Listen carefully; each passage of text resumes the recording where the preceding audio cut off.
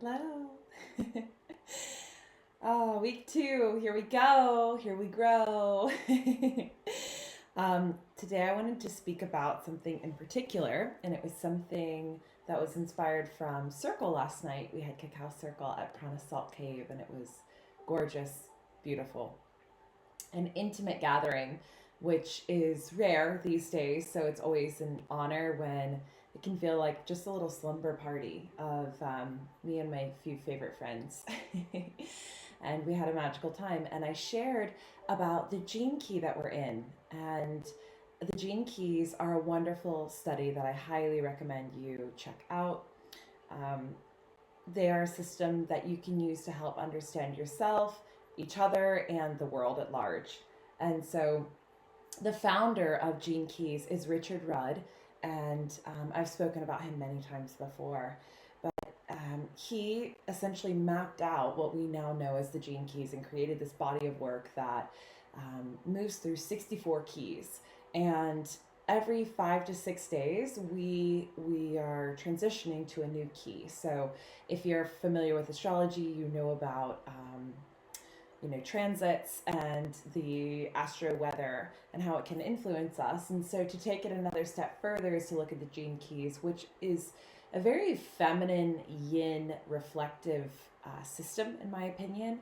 And so you'll sense that tone as I share with you about this key, and it definitely will require reflection and contemplation and sitting with it and chewing on it and applying it to your own life and trying to be objective about your life and see where it might be showing up.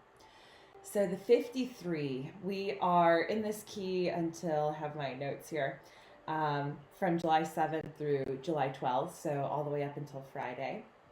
And the 53 comes out of the root center. If you're familiar with human design, it's important information to know because these systems really weave nicely together, I believe. However, I have come from the background of human design and then entered the doorway of Gene Keys. So for me, human design is a really nice foundation to build the Gene Keys off of. So the root center is one of the two pressure centers in human design. So we have a pressure center here, the head, we have a pressure center here, the root, and we have this energy pressurizing into the system. And pressure, by the way, isn't a negative word. Unless your centers are out of alignment, then it can definitely feel negative. However, the root center is responsible for pressuring our timing, for pressuring us to move forward, for pulsating that frequency of let's get it done. The time is now. It's important to make a move, to sell the stock, to get out of the relationship, to drop the new product in the line in your business, all these different things. That root center is really what lets us know go or stop or wait or it's time. And so any gate that comes off of the root has some sort of sense or tone around that. And for me, having an open root, I'm very sensitive to when a transit is occurring and we have a root gate activated. And so I've definitely felt and enjoyed, honestly, so far this gene key. I don't have it in my profile anywhere. However, Richard will say, and Ra as well, the founder of Human Design, will say, you don't need to have it activated in your design or in your keys in order to relate to it. And I definitely find that to be true. So, with that being said, the 53. And the way Gene Keys works is there is a shadow state, a gift state, and a siddhic state, or siddhi. And that is the highest expression. It's an arrived, enlightened state, if you want to put it that way. And then the gift is the bridge in between that state, the siddhi, and the shadow. And so Richard always recommends spending about 85 to 90% focused on the gift and the siddhi. However, for the purpose of today's teaching video, we will definitely talk about the shadow as well so that you can feel into the whole spectrum and carry it with you this week and notice when you see it. And it doesn't need to be shamed or guilted. Is that a word? Witness it and just move forward and see if you can cross the bridge of the gift and maybe kiss the higher expressions, the siddhi. So let's talk about it. The 53, the shadow of immaturity, the gift of expansion, and the siddhi of superabundance. And I'll link up the blog that I'm going to be reading from. I'm just going to hit on a few high points and then elaborate with you. So, the shadow of immaturity. There are places of immaturity in all of us. And as we begin to spiritually evolve, we have to gradually shake off these immature patterns. And this takes time. We all have our blind spots. And it says, where are the blind spots hiding within me? As a reflective question. Where am I still playing the victim? And that really, really hits home. For me, it really hit home for the circle yesterday. And a few people were very much so in their victim story about stressful things that had been happening and why does this keep happening to me and why can't I just arrive at this place of, everything's working out and I'm in a flow state. And they felt very victimized by circumstances. And so this answer here comes from reflecting within yourself and say, what stories do I tell? And how do I create this force that's somehow against me and I'm this being that's being crushed by it? And that is immaturity. And I thought, what a beautiful reframe on a word that I don't even think we fully understand, myself included. Cacao break. With my beautiful Guatemalan cup. I love this thing. Hang on, let me show you my cup. Little hummingbird. Cheers. Okay, gift of expansion, a ripening of our spirit. This wondrous gift is about the expansion of awareness, love, and creativity. And those three together create a perfect harmony. Awareness without love can be cruel. Love without awareness can be painful. And creativity without love can be reckless. Expansion really refers to a ripening of our spirit. When our spirit ripens, our life tends to move naturally towards balance. Expansion comes without effort and emerges naturally, slowly, quietly. It brings calm rather than excitement. It brings simplicity rather than complexity, perspective rather than ambition. And it's all about how we deal with our suffering. Can we use it as a means to expand our awareness, or do we let it overwhelm us and crush our spirit? So expansion in this sense, and a lot of people see the 53 and see the siddhi of superabundance and they think money. And of course, money is just one of the many, many ripples that is created and reverberates when the spirit and the soul and the consciousness has expanded. So through the expansion of your soul, your spirit, your self-awareness, everything becomes super abundant.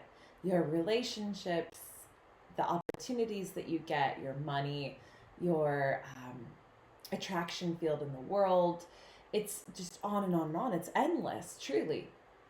And so I really love how this key is kind of tricky. It's a little bit of a trickster. It's like superabundance. And I know when most people see that, myself included, I was like, wow, is this like a serious money key?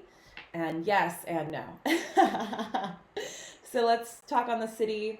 I'll flesh out a little bit more details, things I feel that'll be a nice practical application, and then I'll send you on your way. So superabundance lies beyond all seeking. It arises at the end of the quest, at the end of the rainbow. It's a state of consciousness where abundance no longer matters. It's just being. It doesn't care whether there's abundance or not. It's beyond agendas. It's the luminous state. We can't force maturity. We have to relax and simply let it come in its own time. And the more mature we become, the softer we become, and the easier we are on ourselves. That's what superabundance really teaches us, the fine art of letting go. Deep breath after that. It's so powerful. And when you think about the 53, it's a time of creation. It's the spark of alchemy. And so again, that root pressure is pressurizing an awareness of expansion. And it's about seeing all opportunities as opportunities to grow. Seeing all of the things that come up in life, the challenges, the issues, the stress, as opportunities, and then seeing those opportunities as growth points. That's what makes it so powerful. So it's the pressure to start new things. And in this context, pressure is not necessarily a problem. It's really about acting from the amount of pressure that is correct for you. One of the things that's really important to remember with any root gate is that pressure is required to create tension. And as we know, a lot of machines that work and operate, it's off of tension. There's a certain amount required in order for the system to work optimally. And so that's how we are meant to navigate this week. There's going to be pressure that comes. I really want you to lean into it and say, how is this helping me to expand? This is not happening to me, it's happening for me. There's a bunch of ways to reframe challenges and let it just stretch you open. Yesterday, I felt so much expansion come up when, as I was sharing my story about some of my, I guess, awakening. It's a very, I don't know, strange way to say it, but as I was explaining my learning of life, there was so much emotion arising in me that really just helped stretch my ability and my capacity to continue to find words and speak, even through tears and emotions that were coming up. And it was a very beautiful growth opportunity for me yesterday that I wasn't expecting. And then, of course, there's been things of life that are just challenging me with things that need to get done and deadlines and schedules and these sort of very standard normal things many of us deal with, and just laughing and smiling at them and just being like, look at you, overwhelmed with your little human schedule this week. It's okay, breathe, move things to next week, everything's gonna work out. And I just talk myself off of the ledge and I expand into this greater capacity to hold more. So it is a Cancer energy, and Cancer is a cardinal sign. So it is very much so, like we were saying here, what can you begin? What new seeds can you sow? How can you lean into expansion of the soul, expansion of the spirit, and that will always ripple out into the physical. Even of our bodies, if we want to shift to be made in our body and our health, it comes from the mindset, the mentality, the inner core first, the belief that you can heal or the belief that you can be fit or whatever it is. And then as you nurture and nourish that belief, you're guided to exactly the correct trainer, the exact right foods for you in that moment. And you are driven from something that is so sustainable from the tension on the inside that you've cultivated. And so you'll be able to maintain those patterns and rhythms, and it won't just be a giant burst of willpower that gets you 3 months fit and then you're back to a regression. So I love this key. I've been really enjoying it, and it's been really beautiful to explore. And if you know anyone with a birthday in between, roughly July 6th to July 12th, then you might see this energy in them. You might see the immaturity. You may see the expansion. You may feel how they bring expansion to you. I know I certainly have a friend in mind that I feel always through every interaction, there's some, even sometimes minuscule amount of expansion that blossoms within me. And I have so much gratitude for her presence in my life because of that. So I love you all. Enjoy. I hope you are able to expand in a way that really suits you, and I hope that you can see some cool things pop through in your physical that give you confirmation that you're on the right track. I hope most importantly you tune into the feeling that expansion brings you, and focusing on that feeling of I'm in alignment, I'm blooming, I'm growing, let's begin. That energy is what I would prefer you focus on, and then all the physical things that flower from it are just wonderful. But the focus is on the cultivation of your soul and the continuation of that. The one thing about root gates, root keys, is that it's continual evolution. I'll see you tomorrow.